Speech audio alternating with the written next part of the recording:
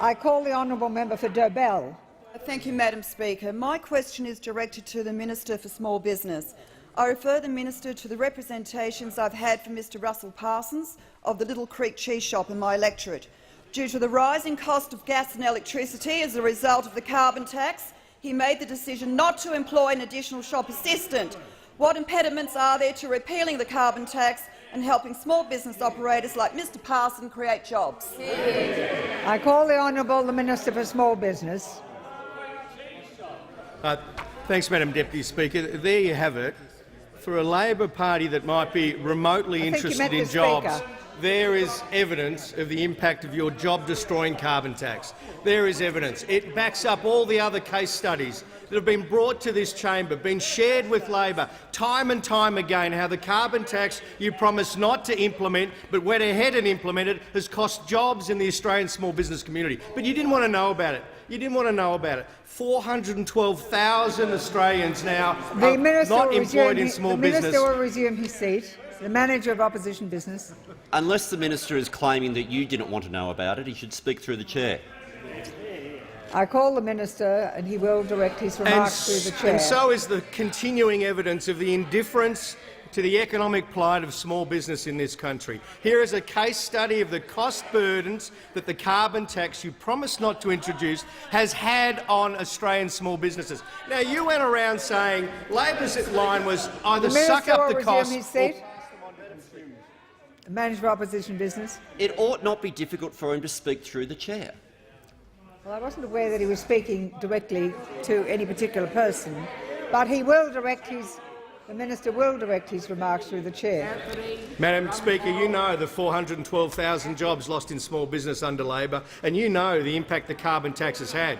And you know that when you ask small business about Labor's contribution to their success of their enterprise, you know the Census Business Index time and time again identified that small businesses viewed Labor's contribution as being negative to their economic prospects. And here we go. You don't want to hear about it, do you, Albo?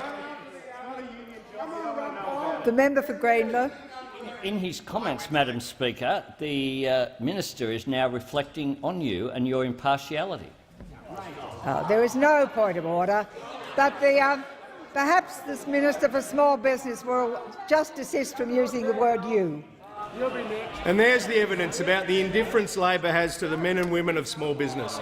Now, we've seen in the most recent census survey a 62% positive turnaround in the sentiment of small business towards Commonwealth government policies. And what do they talk about? They say, and I quote, "Support amongst SMEs for the federal government improved dramatically following the recent federal election, bringing this indicator to the highest point it's been since November 2007.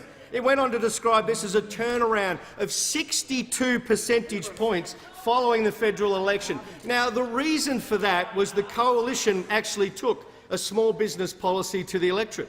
The coalition had bothered to engage with the men and women of small business, and at the heart of that agenda was the abolition of the carbon tax. Now, you've heard from Mr Parsons at Little Creek Cheese. We've heard from examples right across the place. What the small business community— why don't you just sit down so it's not— Manager of Opposition Business.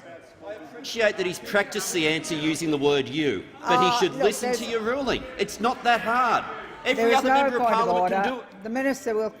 The Minister will conclude his answer. So here we have, as at the heart of our policy, the abolition of the carbon tax. All the Abbott government wants to do is get on and implement its policies. What a novel idea that would be after Labor came to office promising not to do something and then went ahead and did it. What we say to Mr Parsons and all of those small businessmen and women, we are on your side. We are your best advocates. We will not rest until we get rid of this carbon tax. The carbon tax Labor promised not to introduce, that it went ahead and introduced and then contributed to the loss of 412,000 jobs in small business. Shame on you, Labor. At least get out the road so we can get on with our job. I call the honourable